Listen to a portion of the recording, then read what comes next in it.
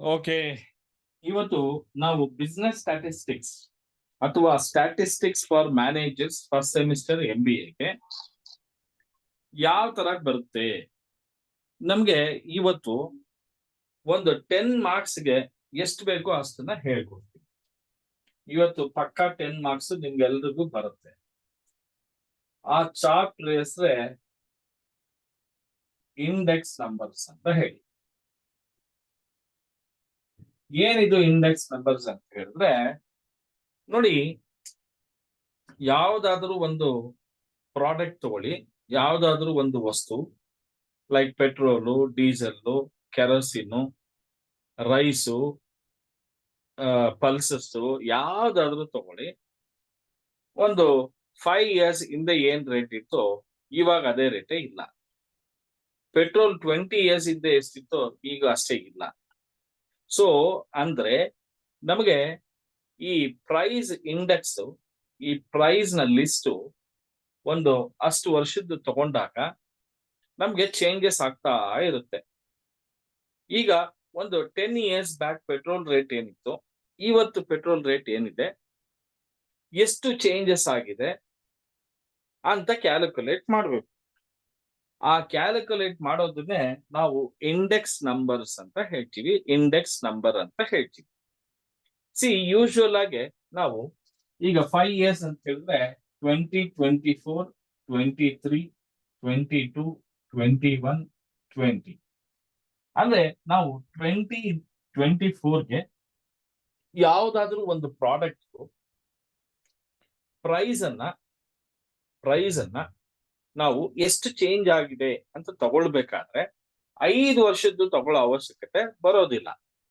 ನಾವೇನ್ ಮಾಡ್ತೀವಿ ಅಂದ್ರೆ ಈ 5 years ಅಲ್ಲಿ ಎಷ್ಟು ಚೇಂಜಸ್ ಆಗಿದೆ ಅಂತ ತಗೊಳ್ಬೇಕಾದ್ರೆ 2020 ನಲ್ಲಿ ಎಷ್ಟು ಪ್ರೈಸ್ ಇತ್ತು, 2024 ಅಲ್ಲಿ ಪ್ರೈಸ್ ಎಷ್ಟಿತ್ತು, ಈ ಬೇಸಿಸ್ ಮೇಲೆ ನಾವು ಮಾಡ್ತೀವಿ. ಆದ್ರೆ ಈ ಪ್ರೈಸ್ ಯಾವಾಗ್ಲೂ ಅಷ್ಟೇ ಕ್ವಾಂಟಿಟಿ ಮೇಲೆ ಡಿಪೆಂಡ್ ಆಗಿರುತ್ತೆ. ಪ್ರೈಸ್ ಯಾವಾಗ್ಲೂ ಏನಾಗಿರುತ್ತೆ, ಕ್ವಾಂಟಿಟಿ ಮೇಲೆ ಡಿಪೆಂಡ್ ಆಗಿರುತ್ತೆ. ನೀವು ಕ್ವಾಂಟಿಟಿ ಜಾಸ್ತಿ ತಗೊಂಡಾಗ ಪ್ರೈಸ್ ಕಡಿಮೆ ಇರುತ್ತೆ, ಅಥವಾ ಕ್ವಾಂಟಿಟಿ ಕಡಿಮೆ ತಗೊಂಡಾಗ ಪ್ರೈಸ್ ಜಾಸ್ತಿ ಆಗೋ ಚಾನ್ಸಸ್ ಇರುತ್ತೆ. ಅದಕ್ಕೆ ನಾವು ಈ ಇಂಡೆಕ್ಸ್ ನಂಬರ್ ನ ಮಾಡ್ಬೇಕಾದ್ರೆ ಕ್ವಾಂಟಿಟಿನ ವೇಟ್ಸ್ ಅಂತ ಹೇಳಿ ಕನ್ಸಿಡರ್ ಮಾಡ್ತೀವಿ. ಏನಂತ ಕನ್ಸಿಡರ್ ಮಾಡ್ತೀವಿ? ವೇಟ್ಸ್ ಅಂತ ಕನ್ಸಿಡರ್ ಮಾಡ್ತೀವಿ. ಸೊ ಅದಕ್ಕೆ ನಾವು ಈ ಇಂಡೆಕ್ಸ್ ನಂಬರ್ಸ್ ನ ಕ್ಯಾಲ್ಕುಲೇಟ್ ಮಾಡ್ಬೇಕಾದ್ರೆ ಬಹಳಷ್ಟು ಸ್ಟ್ಯಾಟಿಸ್ಟಿಷಿಯನ್ಸ್, ಬಹಳಷ್ಟು ಸ್ಟ್ಯಾಟಿಸ್ಟಿಕ್ಸ್ ಎಕ್ಸ್ಪರ್ಟ್ಸ್ ಈ ಇಂಡೆಕ್ಸ್ ನಂಬರ್ಸ್ ನ ಕ್ಯಾಲ್ಕುಲೇಟ್ ಮಾಡ್ಬೇಕಾದ್ರೆ ಒಂದಷ್ಟು ಫಾರ್ಮುಲಾಸ್ ನ ಕೊಟ್ಟಿದ್ದಾರೆ. ಅದರಲ್ಲಿ ಮೊದಲನೇವನು ಲಾಸ್ಪ್ರೇ ಅಂತ ಹೇಳ್ತಾರೆ. ಲಾಸ್ಪ್ರೇಸ್ ಮೆಥಡ್, ಪಾಸ್ಚೇಸ್ ಮೆಥಡ್,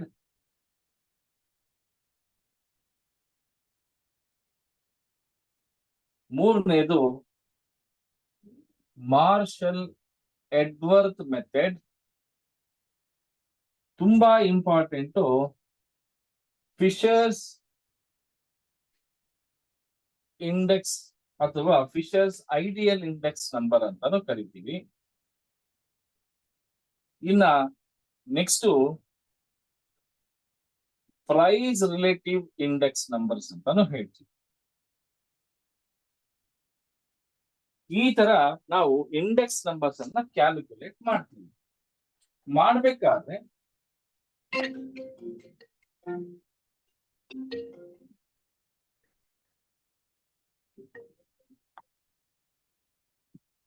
ಮಾಡ್ಬೇಕಾದ್ರೆ ಫಸ್ಟ್ ಲಾಸ್ಪ್ರೇಸ್ ಮೆಥಡ್ ಮಾಡ್ಬೇಕಾದ್ರೆ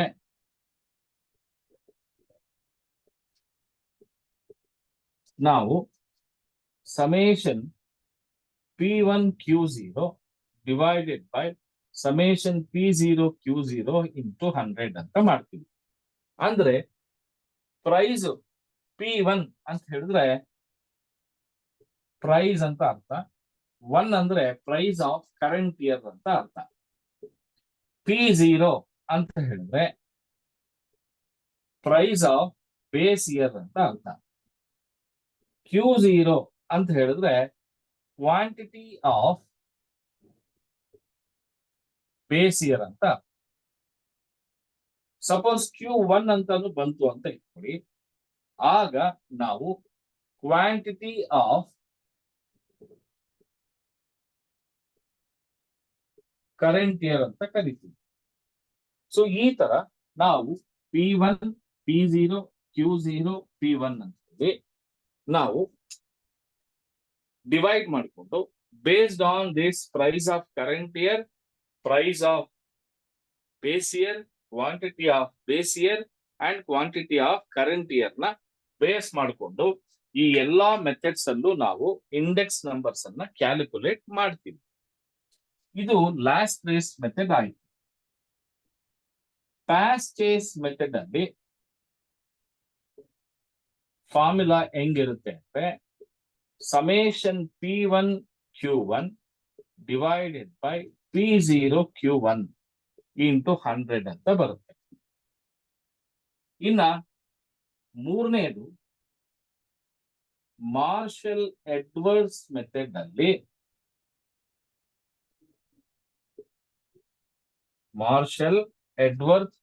ಅಲ್ಲಿ ನಾವು ಹೆಂಗ್ ಕ್ಯಾಲ್ಕುಲೇಟ್ ಮಾಡ್ತೀವಿ ಅಂದ್ರೆ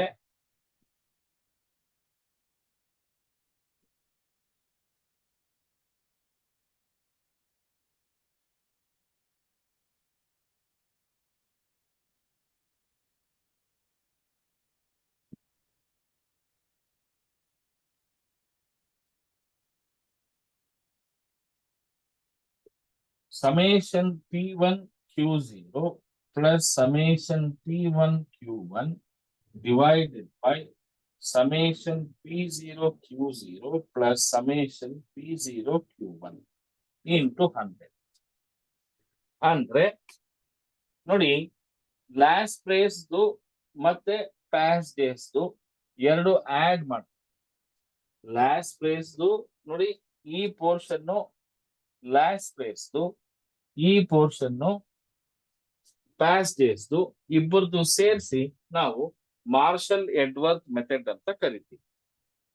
ಇನ್ನ next Fisher's ideal index number. Fisher's ideal index number ಅಲ್ಲಿ summation P1 Q0 divided by summation P0 Q0 into summation P1 Q1 divided by summation P0 Q1.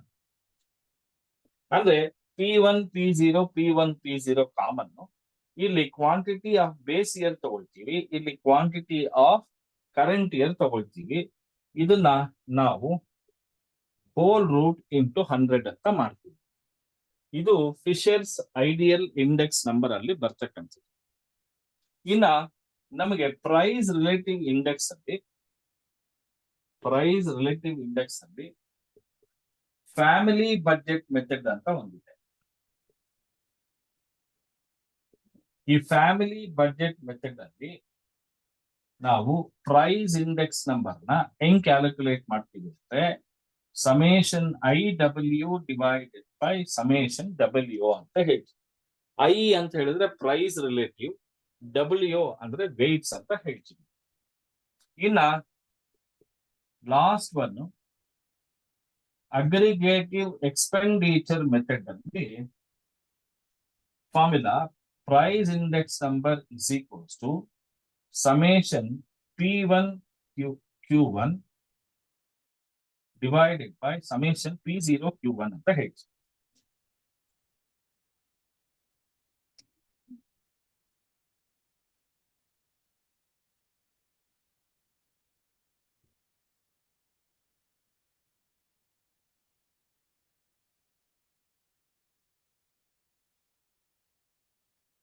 summation P1 Q0 P0 Q0 into 100. ಇದಕ್ಕೂ into 100.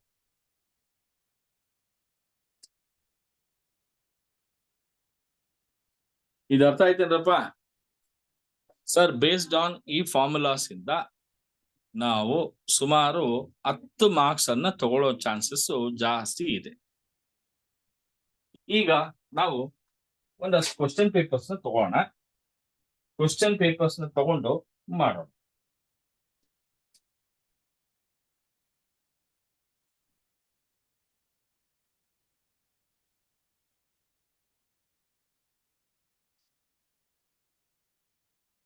ನೋಡಿ, almost all ಎಲ್ಲಾ question paper ಅಲ್ಲೂ ಕೂಡ ನಮಗೆ we can find 10 marks question for on index numbers. ನಮಗೆ question papers ಎಲ್ಲಿದೆ ಅಂತ ಹೇಳ್ತೀನಿ.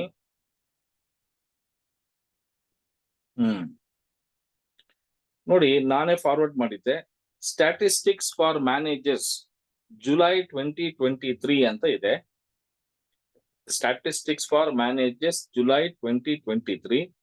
ಇದು ಜುಲೈ 2023 ಕ್ವಶನ್ ಪೇಪರ್. ಇದು ಐ ಹೋಪ್ ಬ್ಯಾಂಗ್ಳೂರ್ ಯೂನಿವರ್ಸಿಟಿ ಇದು ಅನ್ಸುತ್ತೆ. JP 690 ಇದೇನಾ? ಎಸ್. ಇದರಲ್ಲಿ ನೋಡಿ 10 ಮಾರ್ಕ್ಸ್ಗೆ ಫಸ್ಟ್ ಕ್ವಶನ್ ಕೇಳಿದಾನೆ. First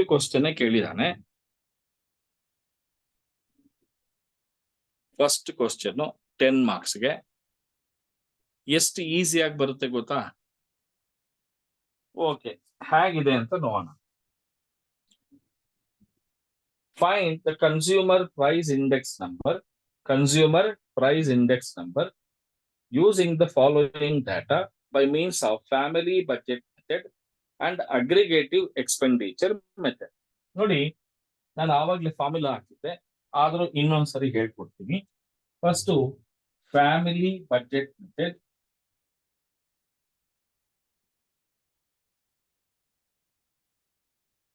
so price index number is equals to summation IW divided by summation W. ಎರಡನೇದು ಅಗ್ರಿಗೇಟಿವ್ ಎಕ್ಸ್ಪೆಂಡಿಚರ್ ಮೆಥಡ್. ಇದರಲ್ಲಿ P01 ಅಂದ್ರೆ price index number of base year to current year, summation P1 Q0 divided by summation P0 Q0 into 100. ಈ ಎರಡು ಫಾರ್ಮುಲಾನ ಮಾಡಬೇಕು. ಈಗ ಇಲ್ಲಿ ಏನೇನ್ ಕೊಟ್ಟಿದ್ದಾರೆ ಅಂತ ಹೇಳಿದ್ರೆ, ಕಮಾಡಿಟಿ ABCDE ಕೊಟ್ಟಿದ್ದಾನೆ. ಪ್ರೈಸ್ ಆಫ್ ಬೇಸ್ ಇಯರ್ 12, 14, 16, 18, 20 ಕೊಟ್ಟಿದ್ದಾನೆ. ಪ್ರೈಸ್ ಆಫ್ ಕರೆಂಟ್ ಇಯರ್ 21, 23, 25, 22, 24 ಕೊಟ್ಟಿದ್ದಾನೆ. Q0 ಅಂದ್ರೆ ಕ್ವಾಂಟಿಟಿ ಆಫ್ ಬೇಸ್ ಇಯರ್ ಕೊಟ್ಟಿದ್ದಾನೆ. ಕ್ವಾಂಟಿಟಿ ಆಫ್ ಕರೆಂಟ್ ಇಯರ್ ಕೊಟ್ಟಿದ್ದಾನೆ. ನಾವು ಈಗ ಏನ್ ಮಾಡ್ಬೇಕು ಅಂದ್ರೆ, calculation of price index number ಅಂತ ಬರ್ದು ಫಸ್ಟ್ ನಾವು P0 ತಗೋಣ. P0 ಫಸ್ಟ್ ಕಮಾಡಿಟಿ ಬರ್ಕೊಂಡ. Commodity ABCDE. P0 ಅಂದ್ರೆ ಪ್ರೈಸ್ ಆಫ್ ಬೇಸ್ ಇಯರ್ 12, 14, 16, 18, 20. ಹಾಗೆ ಪ್ರೈಸ್ ಆಫ್ ಕರೆಂಟ್ ಇಯರ್ ಕೊಟ್ಟಿದ್ದಾನೆ 21, 23, 25, 22, 24. ಹಾಗೆ ಕ್ವಾಂಟಿಟಿ ಆಫ್ ಬೇಸ್ ಇಯರ್ ಕೊಟ್ಟಿದ್ದಾನೆ 20, 22, 24, 25, 27. ಕ್ವಾಂಟಿಟಿ ಆಫ್ ಬೇಸ್ ಇಯರ್ ಕೊಟ್ಟಿದ್ದಾನೆ 25, 26, 28, 27, 29. ಇನ್ನ ಇದರ ಅವಶ್ಯಕತೆ ಇಲ್ಲ, ಕ್ವಶನ್ ಎಲ್ಲ ಬಂದ್ಬಿಡ್ತು. ಈಗ ನಮಗೆ ಅಗ್ರಿಗೇಟಿವ್ ಎಕ್ಸ್ಪೆಂಡಿಚರ್ ಮೆಥಡ್ ಅಲ್ಲಿ summation P1 Q0, P0 Q0 ಕೊಟ್ಟಿದ್ದಾರೆ. ಹೌದಾ? ಹಾಗಾದ್ರೆ ನಮಗೆ ಈ W ಅಂತ ಹೇಳಿದ್ರೆ P1 Q0 ನ ಯಾವಾಗ್ಲೂ ಅಷ್ಟೇ P1 Q0 ನ ನಾವು W ಅಂತ ಕರಿತೀವಿ. ಅಲ್ಲಿಗೆ ಇಲ್ಲಿ W ಬಂದಂಗಾಯ್ತು, P1 Q0 ಬಂದಂಗಾಗುತ್ತೆ, ಇಲ್ಲಿ W ಬಂದಂಗಾಗುತ್ತೆ, ಇಲ್ಲಿ P1 Q0 ಬಂದಂಗಾಗುತ್ತೆ. ನೋಡಿ P1 ಇಲ್ಲಿದೆ, Q0 ಇಲ್ಲಿದೆ. ಈಗ ನಾವು 21 into 20 ಮಾಡಿದ್ರೆ we get 420. 23 into 22, 506. 25 into 24, 600. 22 into 25, 550.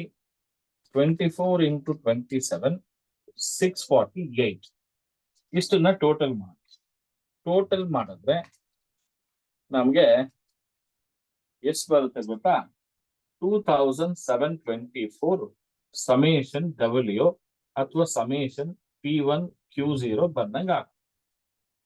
ಈಗ ನೆಕ್ಸ್ಟ್ ಏನ್ ಬೇಕಪ್ಪ ಅಂದ್ರೆ P0 Q0 ಬೇಕು. P0 Q0 ನೋಡಿ, P0 ಇಲ್ಲಿದೆ, Q0 ಇಲ್ಲಿ.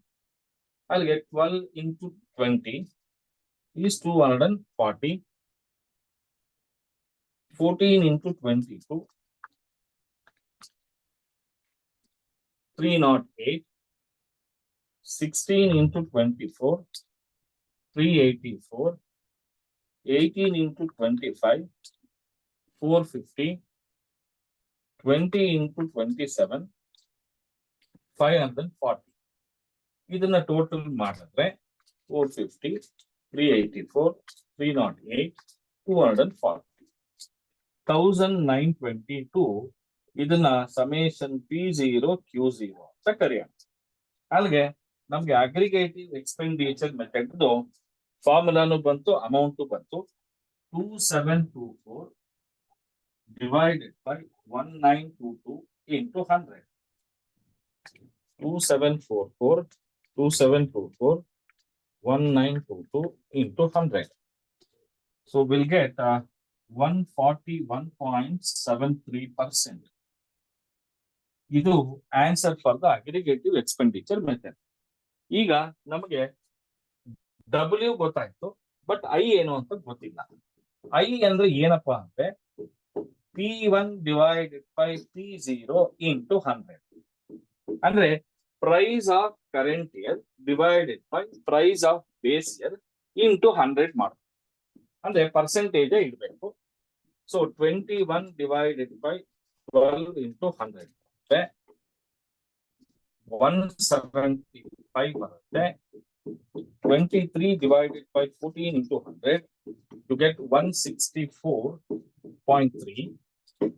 25 divided by 16 into 100 ಮಾಡಿದ್ರೆ 156.25. 22 divided by 18 into 100, you get 122.22. 24 divided by 20 into 100 is 120. ಈಗ ನಮಗೆ ಐ ಬಂತು, ಡಬ್ಲ್ಯೂನು ಬಂತು. ಈಗ ನೆಕ್ಸ್ಟ್ ಕಾರ್ಯಕ್ರಮ IW ಎಷ್ಟು ಅಂತ ಮಾಡ್ಬೇಕು. ಅಂದ್ರೆ ಐ ಇಂಟು ಡಬ್ಲ್ಯೂ, ಇದು ಇಂಟು ಇದು ಮಾಡ್ಬೇಕು. ನಂಬರ್ಸ್ ಜಾಸ್ತಿ ಬರುತ್ತೆ, ಪರವಾಗಿಲ್ಲ. 420 into 175 is 73,500. 506 into 164.3 is 83,136. Next, so 600 into 156.25 is 93,750. 550 into 122.22. 550 into 122.22 is 67,221. 648 into 120 is 77,760. ಇದನ್ನ ಟೋಟಲ್ ಮಾಡೋಣ.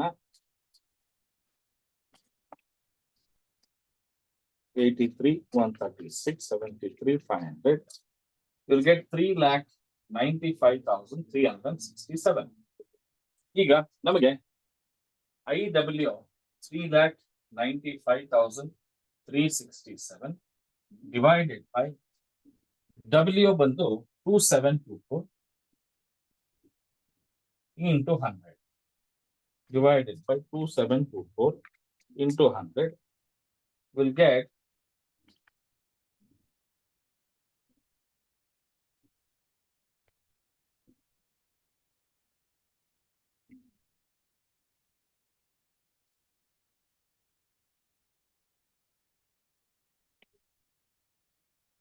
143.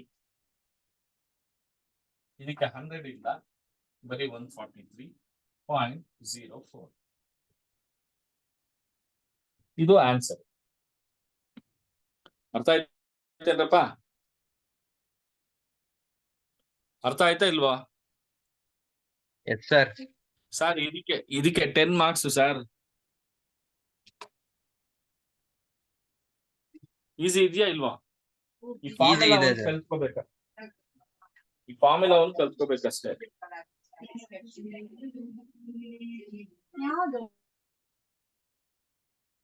ನೋಡಿ ಯಾವ್ದು ಅಂತ ಏನೇನೋ ಕಥೆಗಳು ಮಾಡ್ತಾ ಇದ್ದೀರಾ.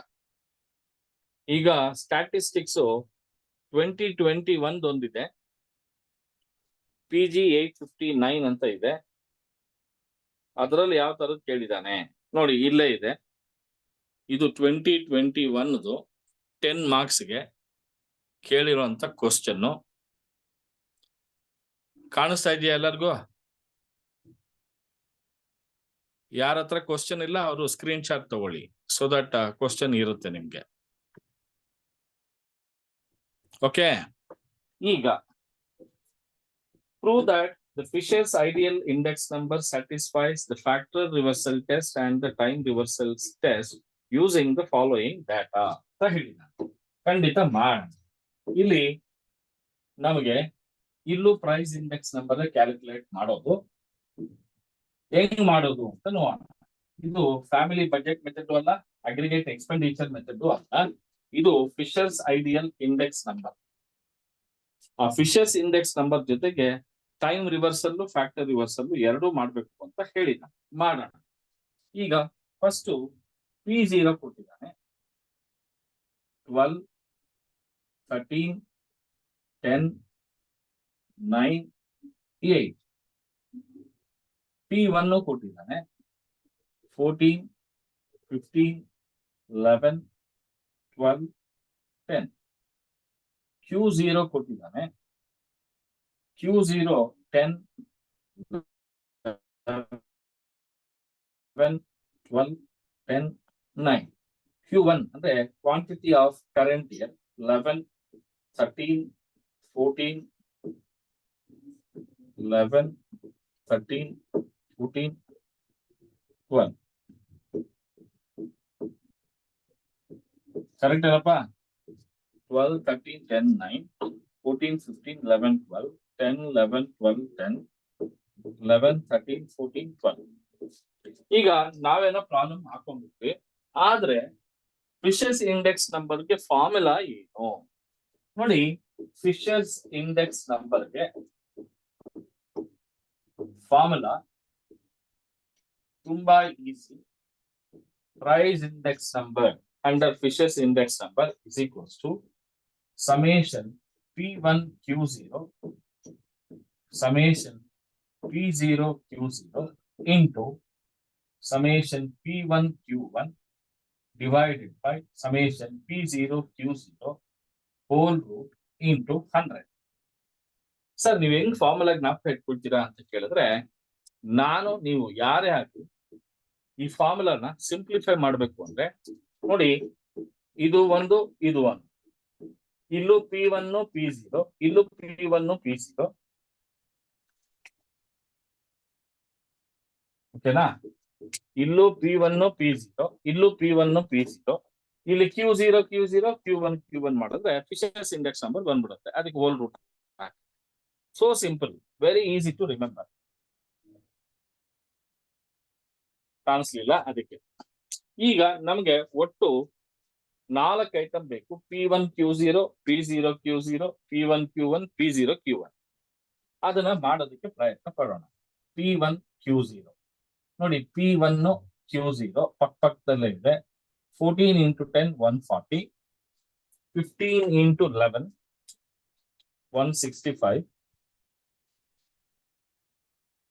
11 into 12 132, ಇದು 120. ಅಲ್ಲಿಗೆ ಟೋಟಲ್ ಮಾಡಿದ್ರೆ 7, 5, 11, 15, 5. ಇದು P1 Q0 ಬಂತು. ನೆಕ್ಸ್ಟ್ P0 Q0 ಇದಾಯ್ತು. ಇದನ್ನ ಮಾಡೋಣ sir. P0 yes sir. Sir, you have Yes. not taken last two this no, sir. After 9, 8, and 12, they have given, sir. In P0 question, whole question. Is it? I'll check it once again. Oh, I'm sorry, guys. That's okay. Oh,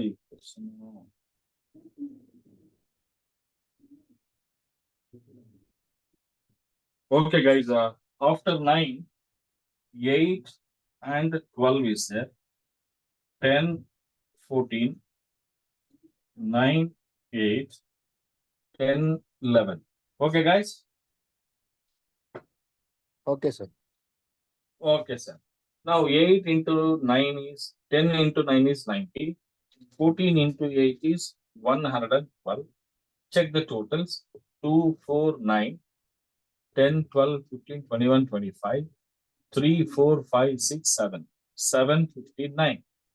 Next is P0, Q0. See here, P0 is here and Q0 is here. 12 into 10 is 120. 13 into 11, 143.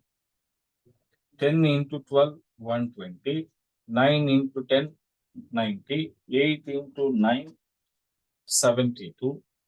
12 into 8, 96. Check the total. 8, 11, 10, 17, 26, 28, 32, 34, 4, 5, 6. 641. So P1, Q0, we got it. P0, Q0 also we got it. Next is P1, Q1. See, P1, Q1. P1 is here and Q1 is here. 14 into 11 is 154. 15 into 13, 195. 11 into 14, 154. 12 into 12, 144. 10 into 10 is 100. 14 into 11 is 154. Now total 4, 8, 12, 17, 21, 7, 11, 16, 21, 30, 4, 5, 6, 7, 8, 9. 9 not 1. Next is P0, Q1. Now we have to take P0 and Q1. 12 into 11, 132. 13 into 15. Sorry, 13 into 13 is 196. Sorry, 169. 10 into 14 is 140. 9 into 12 is 108. 8 into 10 is 80. 12 into 11 is 132. 10, 19, 21. 5, 13, 17, 23, 26. 3, 4, 5, 6, 7. Aida sir. Now we can do the Fisher's index number.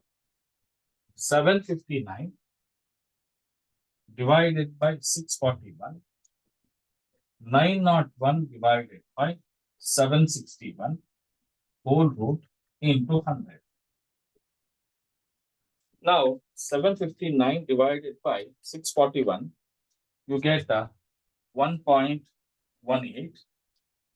901 divided by 761 is 1.18. See, 1.18 into 1.18 is 1.18 square. Square and square root will get cancelled. You will have 1.18 into 100 and the final answer is 118%. This is the Fisher's index number. Now we have to prove whether this Fisher's index number satisfies time reversal test and the factor reversal test. How to do this? First, let us take time reversal test, TRT. So first we have to reverse the time. When you are reversing the time, this P01 into P10, it becomes P10. We are reversing the time. So then, how to take this? Very simple, sir. First, Fisher's index number formula ಇದೆ ಅದನ್ನೇ copy ಮಾಡ್ಕೊಂಡ್ಬಿಡಿ. P1 Q0, P0 Q0, P1 P0, Q1 Q1. Now multiply. What is to be reversal? ನೋಡಿ ಇಲ್ಲಿ first second ಇದೆ, second ಅನ್ನ reverse ಮಾಡಿ. P1 Q1 P0 Q1 ನ reverse ಮಾಡಕ್ಕೆ, ಇದನ್ನ ರಿವರ್ಸ್ ಮಾಡಕ್ಕೆ P0 Q1 first, P1 Q1 second. ಇದನ್ನ ರಿವರ್ಸ್ ಮಾಡಕ್ಕೆ ನೆಕ್ಸ್ಟ್ ಇದನ್ನ ಮಾಡಿ. ಏನಂತ? P0 Q0 divided by P1 Q0. ಇದಕ್ಕೆ ಒಂದು ಹೋಲ್ ರೂಟ್ ಹಾಕಿ ಮಲ್ಟಿಪ್ಲೈಡ್ ಬೈ 100 ಮಾಡಕ್ ಹೋಗ್ಬೇಡಿ ರಿವರ್ಸಲ್ ಟೆಸ್ಟ್ಗೆ. ಈಗ ನಂಬರ್ಸ್ ಹಾಕೊಂಡ್ಬಿಡಿ. 759, 641, 901, 761, 761 divided by 901, 641 divided by 759 whole root. ಈಗ ವೆರಿ ಸಿಂಪಲ್, ಏನು ನೀವು ಕ್ಯಾಲ್ಕುಲೇಟರ್ ತಗೊಂಡು ಅದು ಬದು ಏನು ಮಾಡಕ್ ಹೋಗ್ಬೇಡಿ. ಏನು ಕ್ಯಾಲ್ಕುಲೇಟರ್ ಅಲ್ಲಿ ಕೆಲಸ ಇಲ್ಲ ನಮ್ಗೆ.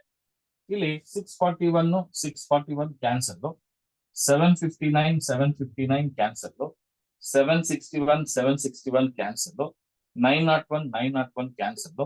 ಎಲ್ಲ ಕ್ಯಾನ್ಸಲ್ ಆದ್ರೆ 1 ಬರುತ್ತೆ. ರೂಟ್ 1ಗೆ ಆನ್ಸರ್ ಬಂದು 1. ಯಾವಾಗ್ಲೂ ಟೈಮ್ ರಿವರ್ಸಲ್ ಟೆಸ್ಟ್ 1 ಬರಬೇಕು. 1 ಬಂದಿದೆ. ಇದು ಟೈಮ್ ರಿವರ್ಸಲ್ ಟೆಸ್ಟ್ಗೆ ಫಾರ್ಮುಲಾ. ಈಗ ಫ್ಯಾಕ್ಟರ್ ರಿವರ್ಸಲ್ ಟೆಸ್ಟ್ ಬರೋಣ. FRT ಅಂತ ಹೇಳ್ತೀವಿ.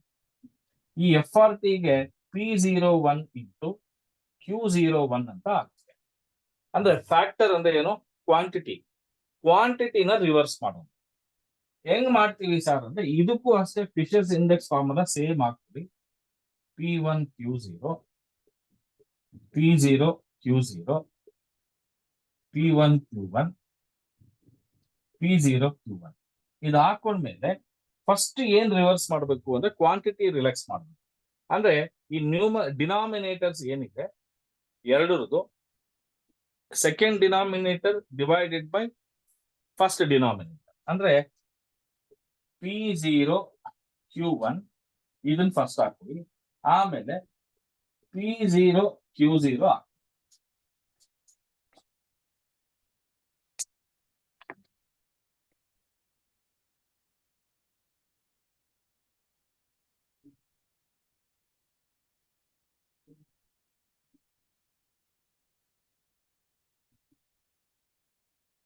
Okay, P0 Q1 P0 Q0 into ಆಮೇಲೆ numerator second one P1 Q1 divided by P1 Q0 whole root ಹಾಕ್ತೀವಿ.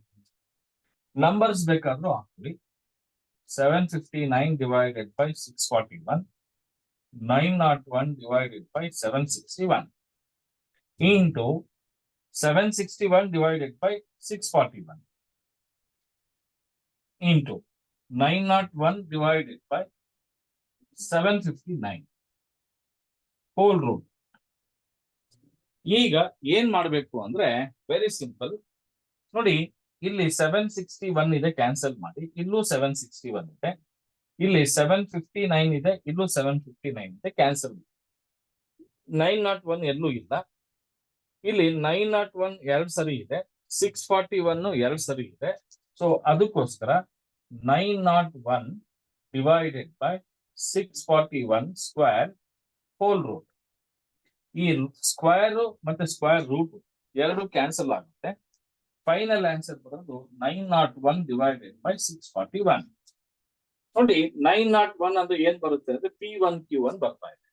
ಸೊ ಹಾಗಾದ್ರೆ 901 is nothing but P1 Q1, 641 is nothing but P0 Q0, summation P0 Q0.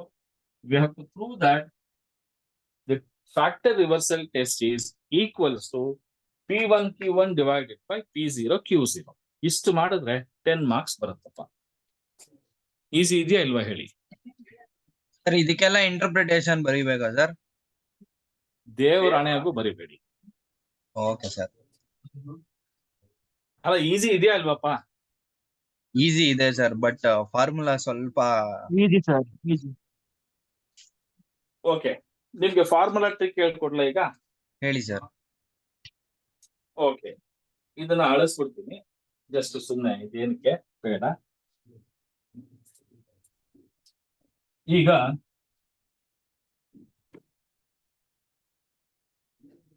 ನೋಡಿ, Fisher's index number formula ಹೇಳ್ತೀನಿ. ಏನ್ ಗೊತ್ತಾ?